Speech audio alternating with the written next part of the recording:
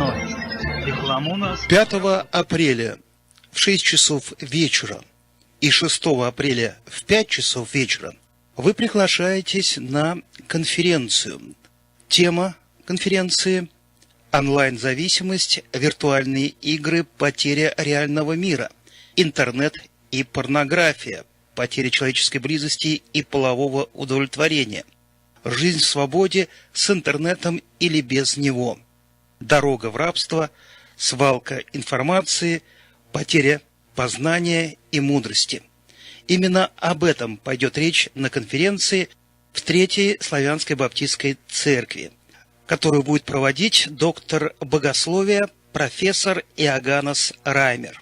Адрес церкви 1425 Грейс-авеню, Сакраменто. Вход свободный. Итак, 5 апреля в 6 часов вечера и 6 апреля в 5 часов вечера вы приглашаетесь на конференцию Иоганнеса Раймера на тему «Интернет-зависимость». Добрый вечер, уважаемые радиослушатели, зрители.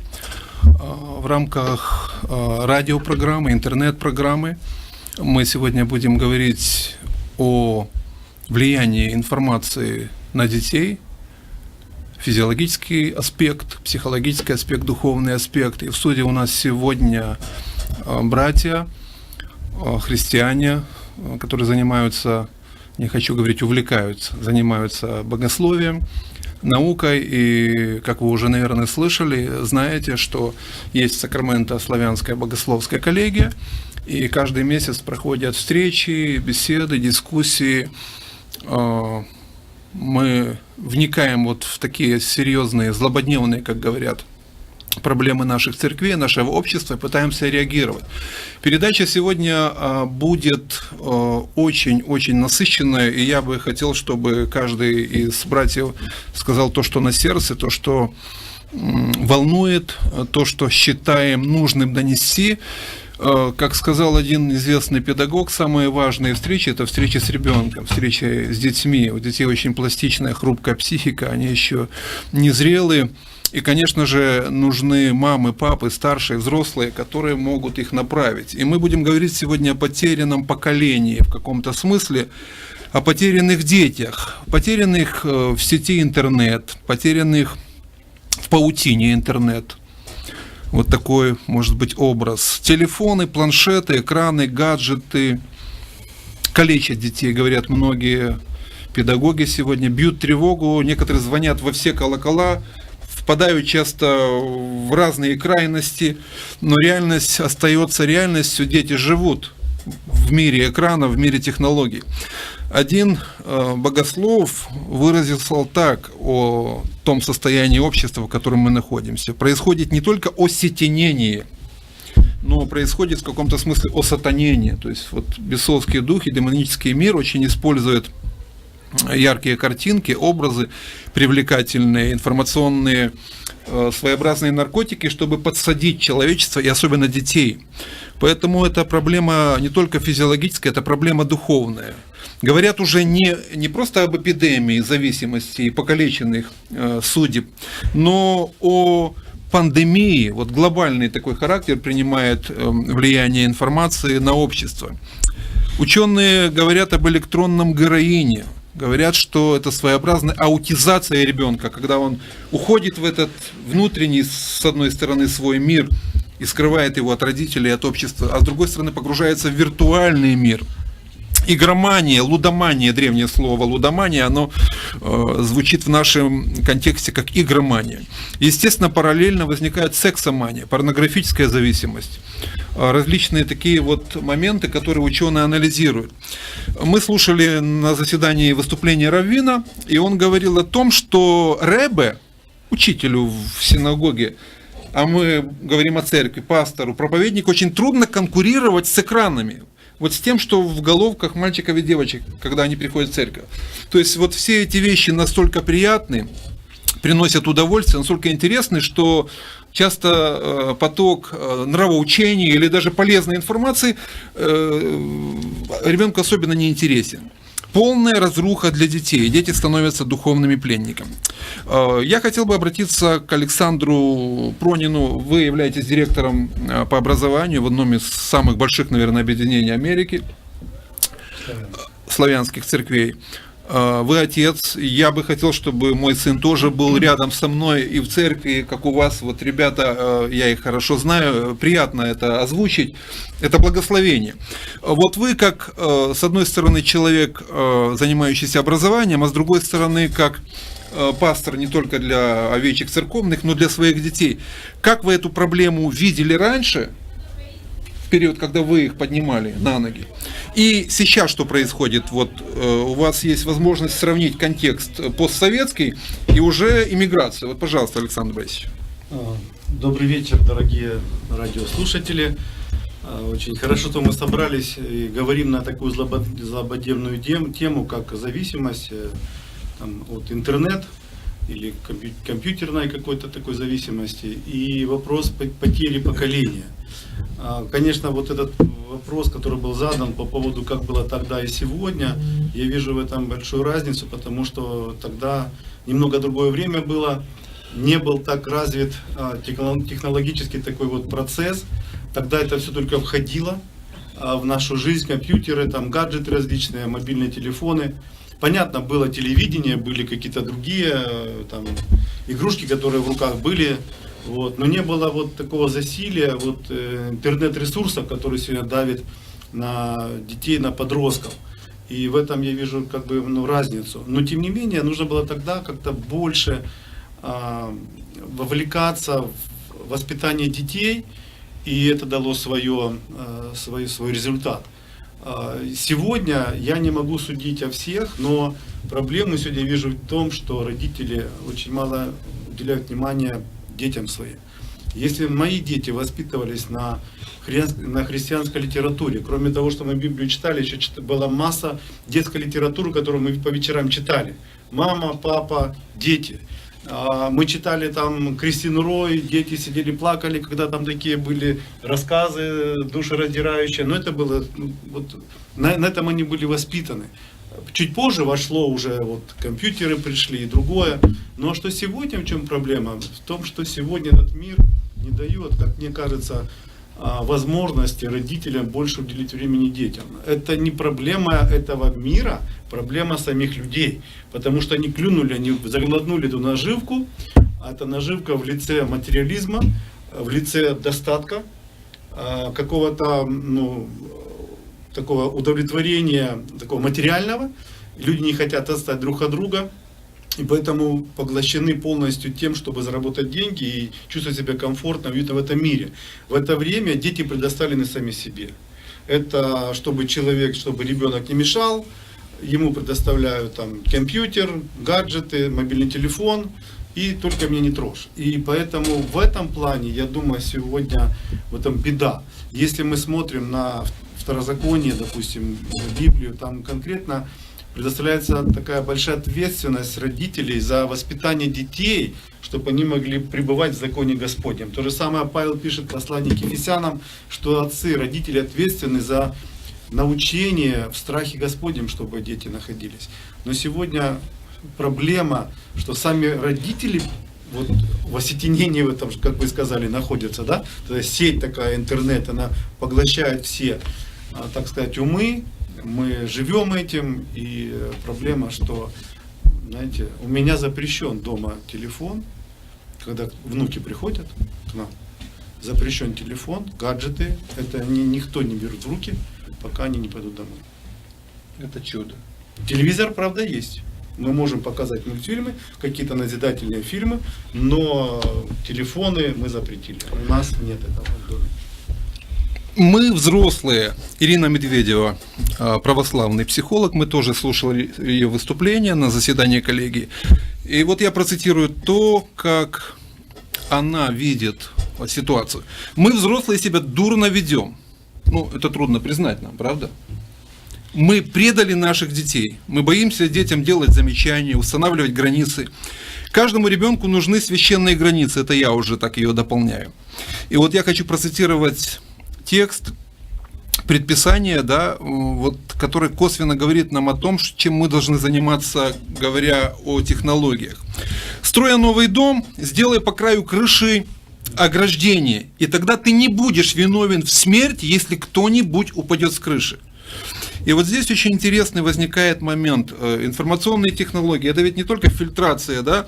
Геннадий Гавиловский, пастырь церкви города Сакраменто, человек эрудированный, пчеловод. Вот я открыл его страничку в сети интернет на Facebook и вижу, как он заботится о пчелках. А вот как вы заботитесь о своих детках, овечках? Какой у вас опыт, вот пасторский, личный, отцовский, да? Вот вы тоже запретили пользоваться, по крайней мере, когда идет какое-то общение в своем доме, или у вас позиция другая? Ну, насчет пчелок они уже улетели, поэтому... Ну, я здесь как бы простите, дилетант. Страничку надо, наверное, немножко подправить. Мне, конечно, очень сильно понравилась идея брата Александра. Я подумаю над ней очень серьезно. У нас нету таких строгих правил, хотя, слава богу, дети, когда приходят, вернее, внуки, когда приходят, то они в первую очередь хотят с бабушкой, с дедушкой пообщаться, а потом еще с самокатами и так далее и тому подобное. Вы знаете, я хочу сказать, что я думал над этой темой после нашего мероприятия, которое было на коллегии, когда мы рассматривали эти вопросы, и я пришел к еще одному интересному выводу для себя. Что вот, по-моему, если я не ошибаюсь, наверное, есть в физике такое понятие, как после свечения. То есть, когда даже что-то выключается, оно продолжает какое-то еще время излучать какое-то свечение. И вот, наверное, приблизительно такая же ситуация происходит и в зависимости, о которой мы говорим.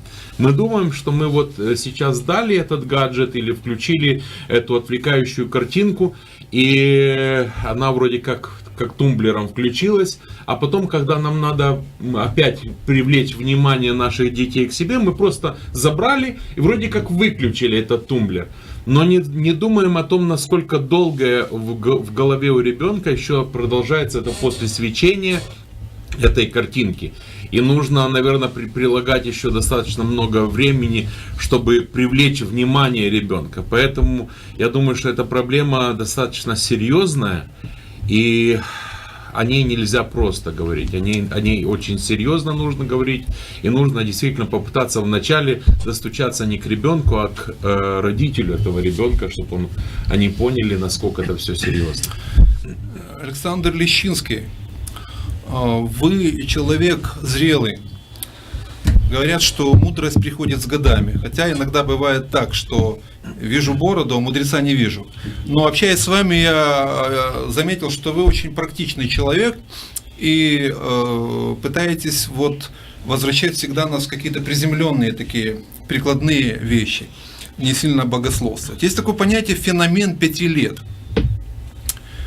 Все борются за ребенка до 5 лет, да, когда еще энзимы там не сформировались и нужно читать. До 2 лет запрещать вообще нужно. Запрещать строго, не бояться никаких истерик. А кто подсаживает на планшеты, говорят психологи, детей до 2 лет или дает им, это преступник. Мать, отец, пастырь, неважно кто. Так вот, говорят, что к этому возрасту у ребенка, ну, условно 5 лет, формируются такие качества, как дружелюбие, открытость, любознательность.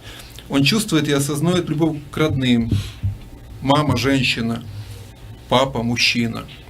Он понимает, что такое сочувствие, милосердие, жалость. У него появляется стыдливость, чувство стыда, да, отсутствие вот этого безумия. Стремление стать лучше, умение сдерживать свои желания, да, самодисциплина. Все это ребенок, опять же, это суммарные исследования вековые, накапливает в течение все-таки первых лет жизни. Пусть это 5 лет, пусть 10 лет, но это первые годы жизни, когда формируется и мозг, и его психологическая или психическая структура.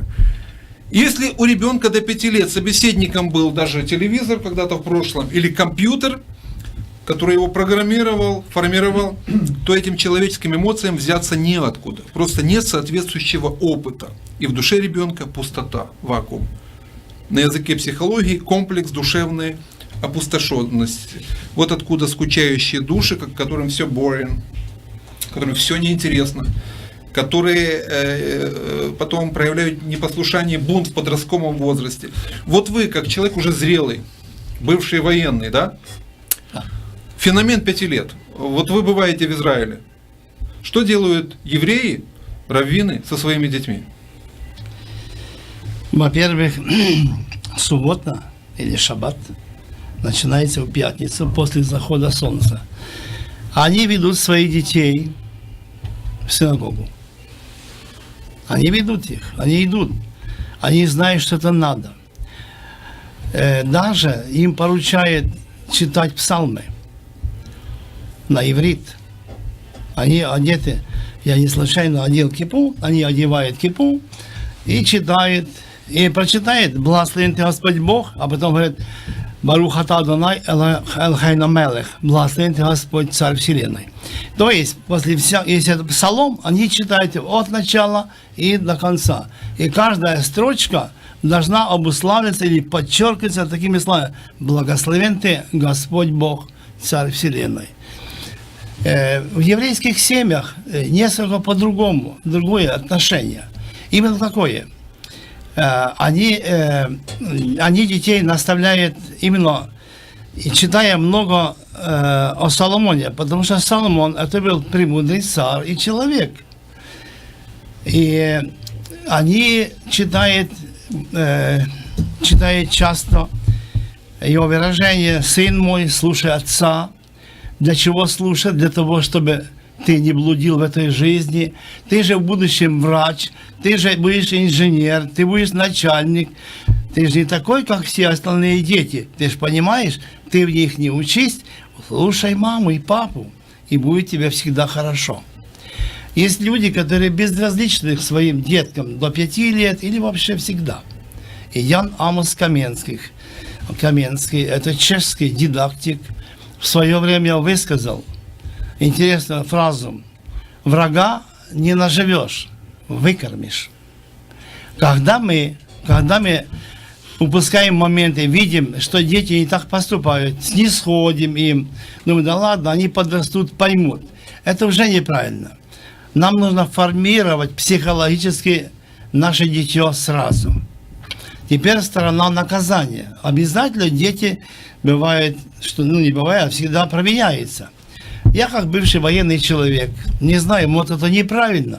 Если один виноват, мои мальчики, сыновья, я их строю все в шеренгу, и первое наказываю, не так, но наказываю больше, а тех немножко так ремнем попугал. Но не рукопашные у вас там? Нет, я их немножко так.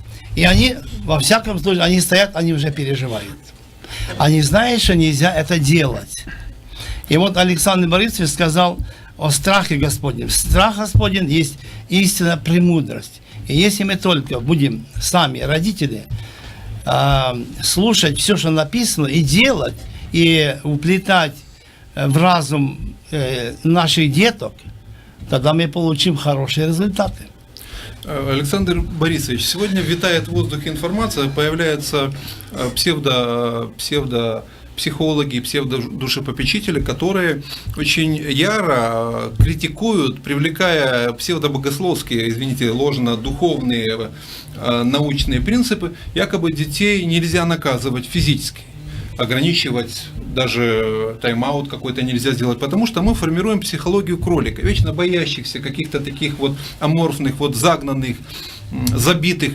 И нужно только учить, только и что правильно, создавать атмосферу. Наказание абсолютно отсутствует. Вот вы, как человек образованный и воспитавший уже детей, благословенная семья, как вы наказывали своих детей? И были наставления, были убеждения. Это мы понимаем. Но было и розга. Была, да? Конечно, уже о Соломоне вспомнили, который говорит, что даже когда кричит ребенок, ты не смущайся, то, что он кричит, плачет, когда ты его наказываешь. То есть, если у него невроз, он дергается и кричит, угрожает, потому что планшет забрали, то пройдет, да? Да, я думаю, что исправительная розга, она поставит его на место. И если мы понимаем, что отцу, матери даны от Бога это право наказывать розгой, может быть, не стоит руки отбивать или еще что-то, но он должен понимать, что всякое преступление влечет наказание, так сказать, да? Степень ответственности есть. Поэтому я абсолютно согласен с Соломоном, с Библией, которая говорит нам о наказании не только внушение вербальное, там, вот, знаете, наставление ребенку, но и, конечно же, розга. Вячеслав Комлев, вы приехали к нам с Костровалы, да? Да.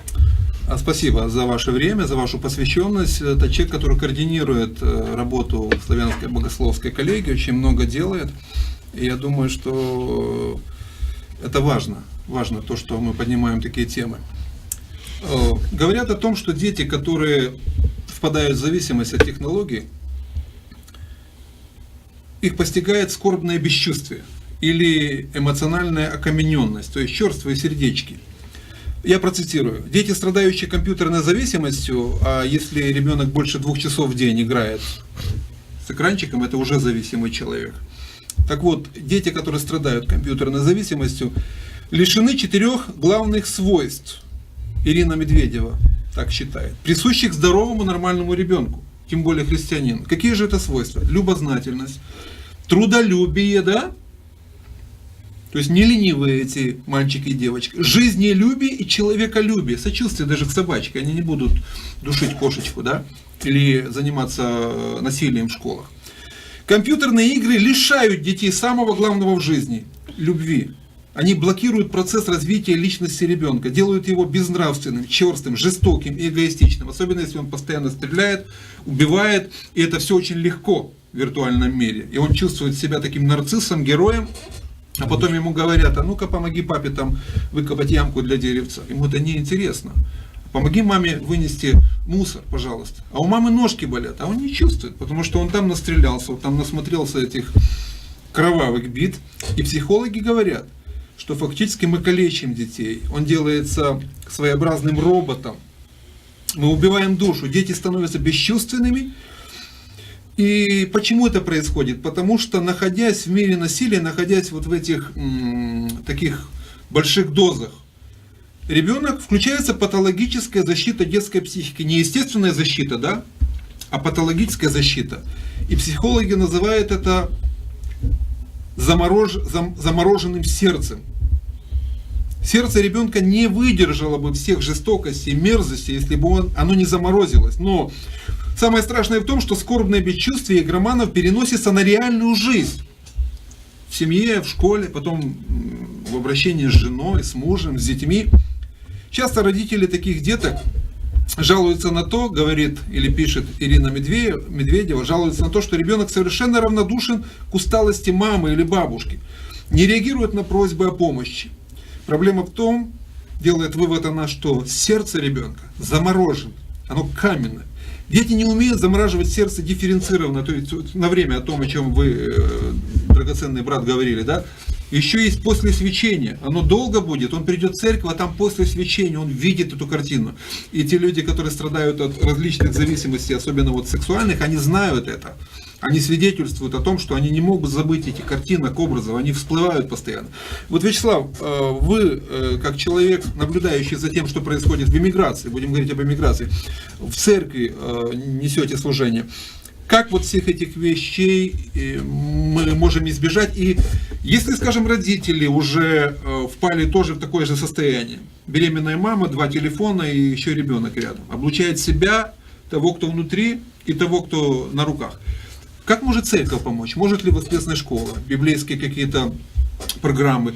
Может быть, церковь должна восполнить вот тот дефицит и сказать, прямо должен выйти пастырь и сказать: братья и сестры, мы, родители, предали детей, мы преступники, понимаете? Поэтому у них неврозы, психозы, поэтому они деградируют.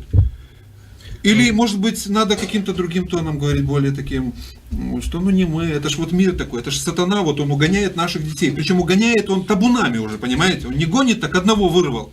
Какие-то вот случайный выброс. Он гонит просто табунами целые поколения. Вы знаете, наверное, вы правы. В том плане, что надо пересмотреть сначала эту проблему на уровне, может быть, даже служителей и работников, кто вот непосредственно пасет стада. Да? Почему? Потому что на сегодняшний день мы все больше и больше свыкаемся с этой проблемой. И нам кажется, ну а что здесь страшно? Да все так живут, у всех так нормально. И больше того, когда смотришь на семьи, особенно молодые семьи, кстати, я сейчас хочу обратиться к старшему населению, которое нас слушает, позвоните своим детям, чтобы они включили, может, эту радиопередачу, кто воспитывает еще малых детей, да? Потому что вы-то слушаете, но хотелось бы, чтобы эта истина достигла и до ваших детей, до ваших правнуков.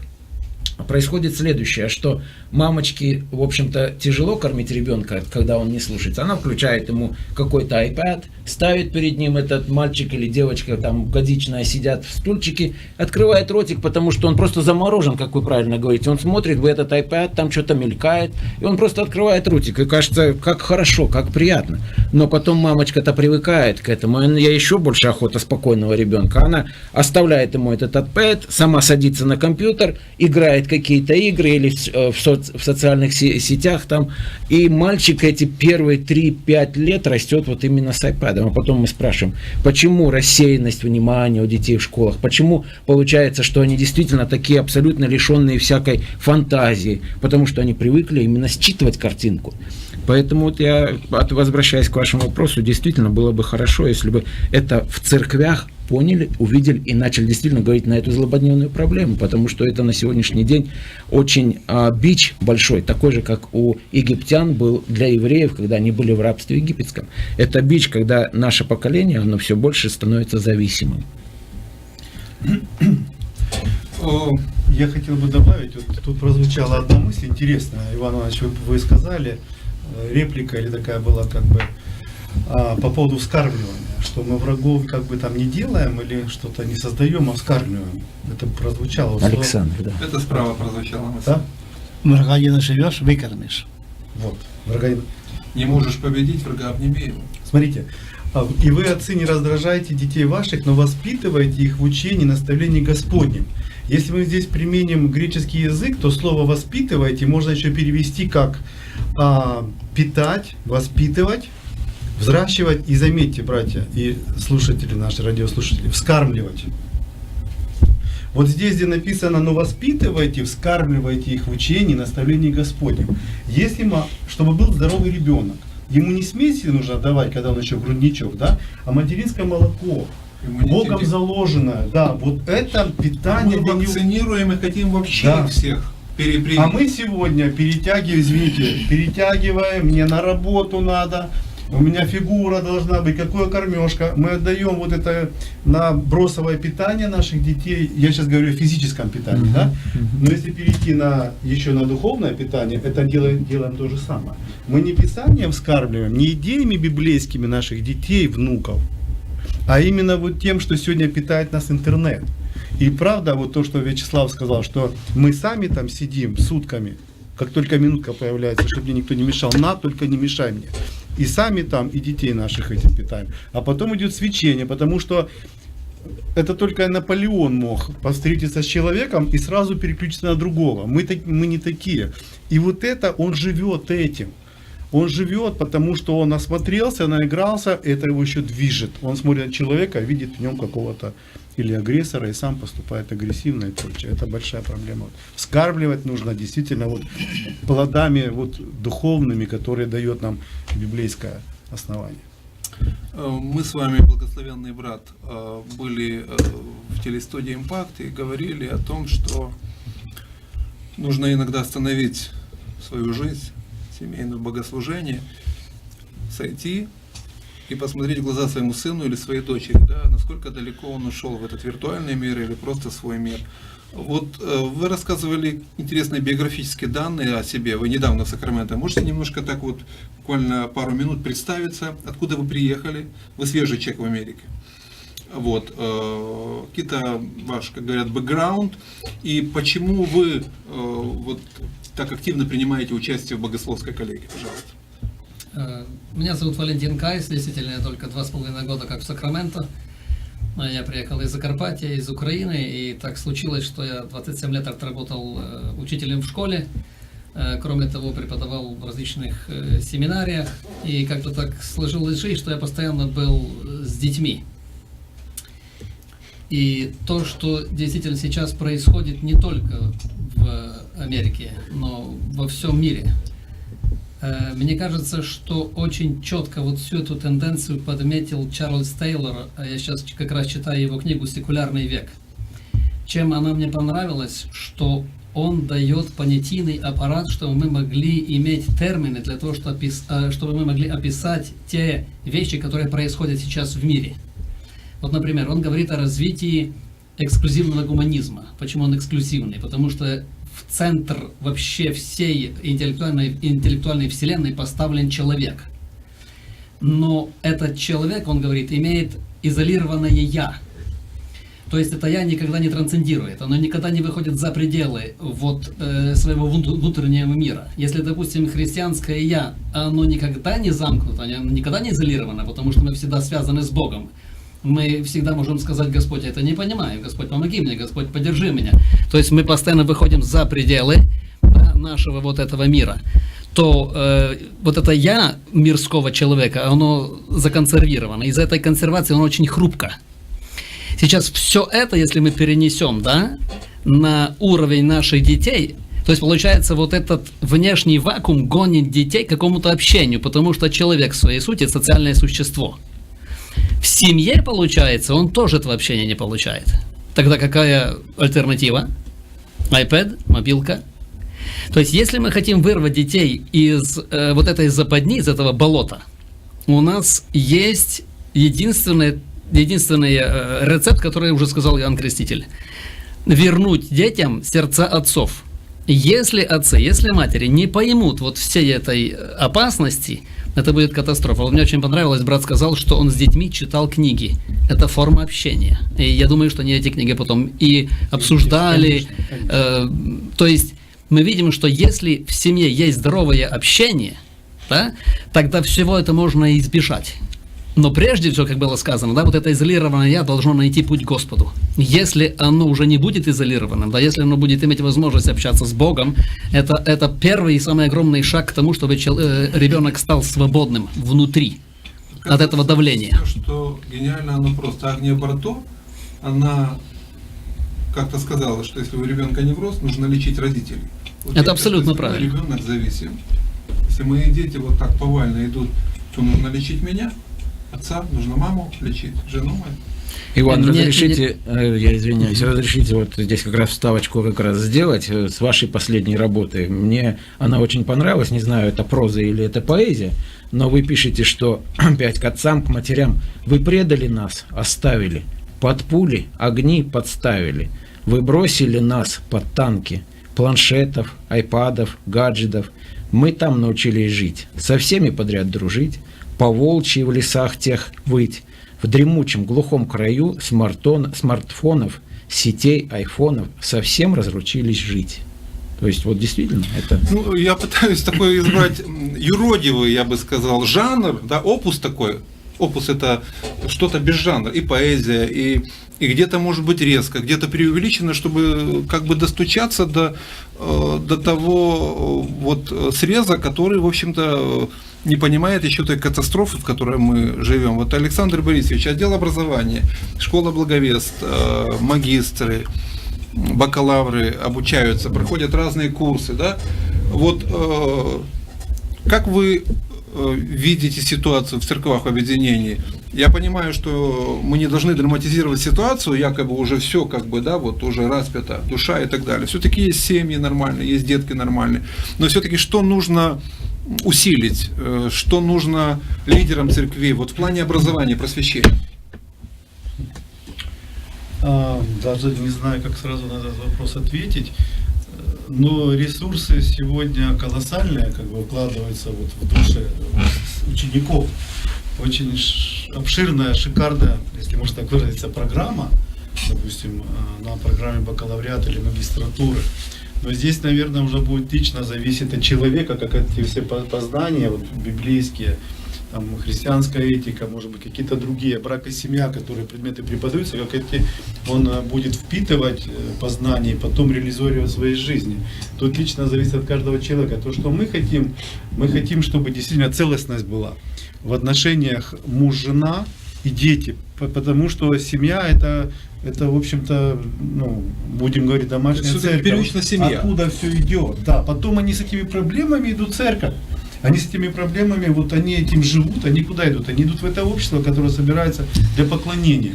И если они замороженные сердца, то то, что бы ни говорил пастор, что ни говорил проповедник, они блокируют, они не воспринимают это все. Кроме того, что сегодня есть вот эта проблема языкового барьера, проповедь, допустим, на русском, а дети уже воспитываются где-то там в обществе, в школе на английском языке, то это проблема. И еще плюс вот эта замороженность, это большая проблема. Потому мы стараемся донести, прежде всего, что я говорю сегодня в церкви, родители, это ваша прямая обязанность воспитать детей в страхе Божьем. Мы, как церковь, как воскресная школа, это помощь вам. Не вы нам помогаете, а мы вам помогаем. Всего лишь 1,5 часа они приходят в церковь, воскресная школа, все остальное время они или в школе, или в семье. И если в это время, данное Богом вам, вечерами или днем не посвятите вашим детям, вы их просто потеряете. Поэтому самый большой упор сделать на детей, чтобы они действительно могли вот эту любовь отцовскую, материнскую получить вот в раннем возрасте, чтобы потом они зрелыми могли войти этот мир. Иначе не будут потеряны. Александр, сейчас будет вопрос к вам. Вот я приведу справку из научной периодики. Исследования нейрофизиологов. Они исследовали мозг игроманов. Цитирую. «Игровой азарт и постоянные яркие впечатления приводят ребенка в измененное психоэмоциональное состояние сознания. Эйфория возникает. При этом в организме в больших количествах вырабатываются эндорфины, гормоны счастья, радости. Ребенок получает удовольствие. Во время игры происходит выброс адреналина, а если он еще и побеждает, этот ребенок, организм вырабатывает гормоны радости эндорфины. Экранные технологии так сильно возбуждают мозговую активность и деятельность, что в организме повышается уровень дофамина, нейротрансмиттера, отвечающего за вознаграждение, участвующего в формировании зависимости так сильно, как при интимных отношениях, или они прямо пишут, при сексуальных отношениях. Это чувство хочется испытывать вновь и вновь, а для этого нужно повторить игру, кунуться опять в экранную жизнь. Возникает зависимость. Сердечно-сосудистая, мышечная и дыхательная система ребенка работает с большим напряжением на износ, быстро истощаясь вместе с психикой, приводя порой к страшным последствиям, вплоть до суицидов. Еще говорят о том, что наблюдается вялый альфа-ритм или альфа-волны, колебания, да, вот, с частотой от 7 до 12 Гц, число колебаний в секунду. На языке невропатологов это называется спящий мозг или альфа-блокада. Плохо работает кора, да, которая отвечает за последствия, за логику, которая заведует интеллектом, мышлением, логикой. И, с другой стороны, повышенный тета-ритм. Расторможена подкорка, подсознательная сфера. И психологи называют это сферой низменных влечений. Это состояние называется еще сумеречным помрачением сознания, с изменением всех влечений ребенка. Часто такое состояние сопровождается видением неожиданных сноподобных образов. Тета-ритм часто наблюдается при психотических нарушениях, состояниях спутанности сознания, сотрясения мозга. И еще повышается другой тип ритма, о котором мы не знаем, потому что мы не ученые, мы просто можем прочитать. Повышается дельта-ритм, который может указывать на неврозоподобные состояния человека. Мигательные, двигательные тики, невротические симптомы в поведении, например, гипервозбудимость или рассеянное сознание, влияние вот всех этих вещей настолько страшно, что если мы недозированно позволяем нашим детям находиться даже с хорошими визуальными картинками, мы все равно их мозг травмируем. Вот вы, как человек, связаны немножко с медициной или много, я не знаю точно, сколько вы связаны с медициной, но что вы думаете по этому поводу? Им можно верить или это очередная страшилка для современного человека? Да, спасибо. Вопрос очень сложный, я не настолько грамотный, чтобы такие высокие материи мог, как сказать, разложить. Однако же скажу первое. У меня дома есть настоящий скелет, человек. Человек умер, мне его подарили. Этот скелет, настоящий скелет. Не понял. Настоящий скелет человека. У каждого есть свой скелет. Нет, но есть настоящий, он висит, и когда я принимаю людей... Вы имеете разрешение, но человек, людей же я имею разрешение, да. У меня есть лайсенсы, у меня есть все. То есть вы ученый. Ну, я не ученый, я учитель. Специалист. Так вот, Вам это нужно для вашей практики? да, для моей практики, когда люди приходят, и я рассказываю, что так и так, у вас то, у вас другое. Моя дочь занималась в университете по медицине, я ей рассказывал, если здесь перелом, надо так сделать, если здесь, так надо делать. Я прошел военную медицинскую подготовку в училище военном, потому что каждый офицер должен помочь себе и своему солдату. Но вы тут затронули мозг. Мозг это что-то сложнее, чем скелет. Однако я скажу, что сегодня дети больше поражены не в скелет, а в мозг, в нервную систему. Сегодня в нашем обществе, то есть в Америке, мы не имеем права наказывать тут же. Мы должны уговаривать, но это не помогает. Короче, таблеток от этого нет. Человек формируется, бывает неправильно в семьях. Не хватает грамоты, не хватает психологических знаний. Не хватает альтернативы, может быть, тоже, да? Вот то, о чем Да, вы говорили. да, есть безразличие в людей. Вот ко мне приходит мама, а дети куда девать, чтобы лечиться, да? Детки на диванах прыгают, взутые и так дальше. Ей это все равно. То есть люди абсолютно безразличны к твоим деткам и к воспитанию. Нет формы. И это все парализует их мозг. А лечения от мозга, лечения нету. Что получается, когда мы нервные с вами, когда мы злые, как написано? Итак, вы, будучи злые, написано. Что получается? Наши сосуды, наши мышцы, они тают, стают сжатые. Спазмируется. Да, сердце работает быстро. И потом строк, кровоизлияние в мозг. И люди говорят, да я не знаю, и все есть, и кушать, и пить, и деньги. А вот заболел мой муж, заболела моя жена, и вот так. А лечения-то нет. Друзья, все зависит от того, как мы формируем себя и наших деток. Сколько у нас страха Божьего, сколько Духа Святого. Поэтому вот эта зависимость, наш мозг, это субстанция, которая не изучена, однако же мы должны быть послушны Богу. Если у нас этого нет, мы не достигнем ничего. Ни в себе, ни в детях. Братья, вы все подключаетесь, время летит, у нас всего лишь 10 минут, и мне бы хотелось, чтобы мы не утаили чего-то, как один брат говорил когда-то у нас после богослужений, проповеди, пения, классическая такая традиционная церковь. Он вставал всегда, он, кстати, учитель был, и мог, например, сказать, что прочитайте Исаию, 53 главу, 4 стих. И если кто-то ошибся, когда читал, он его поправлял. То есть он знал Библию наизусть и точно. Ну, это феномен. Он говорил, Иван Фомич, это мой отец, удержал, а я добавлю, скажу. То есть он вот как бы какие-то вещи так вот усиливал. Давайте сейчас в течение этих 10 минут вот так спонтанно.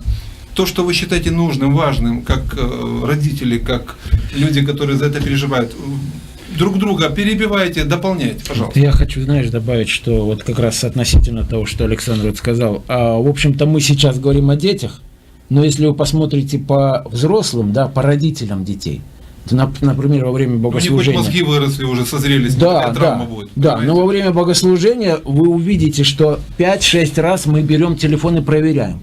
У нас какое-то беспокойство. Да что там родители, дедушка, старичок, впереди сидит, хватает телефон, алло, и на выход, понимаете, что ему там проповедовать? Да, у нас беспокойство, а вдруг мне что-то там важное, и даже вот 1,5-2 часа не можем просто сидеть и слушать. А что тогда говорить о детях? Надо начать, наверное, с себя, просто лимитировать. Все, я пришел в церковь, телефона нет для меня.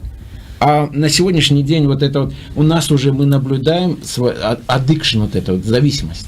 Я бы еще хотел добавить, если можно, мне кажется, что нужно просто просить пасторов вернуть в церковь общение. То есть каким-то образом сделать так, чтобы родители или вообще братья и сестры могли общаться, разговаривать друг с другом. Когда они научатся разговаривать друг с другом, они смогут подключить к этот разговор детей.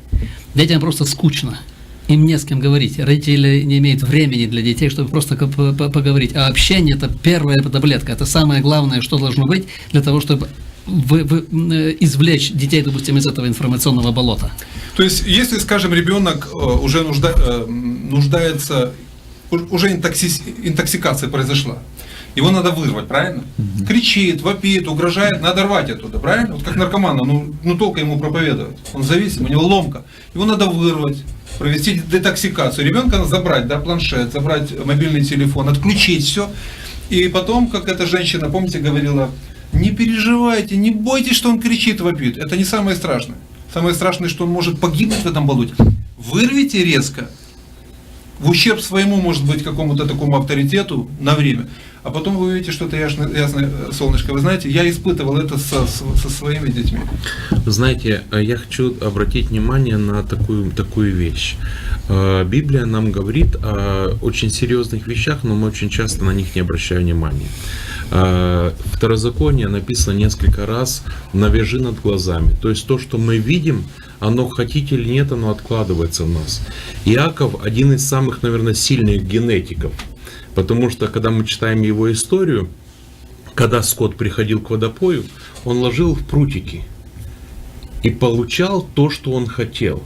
То есть вот пока перед глазами наших детей будут лежать эти прутики, которые мы уже перечислили, они будут получать, мы будем получать детей такими, какие там в экране.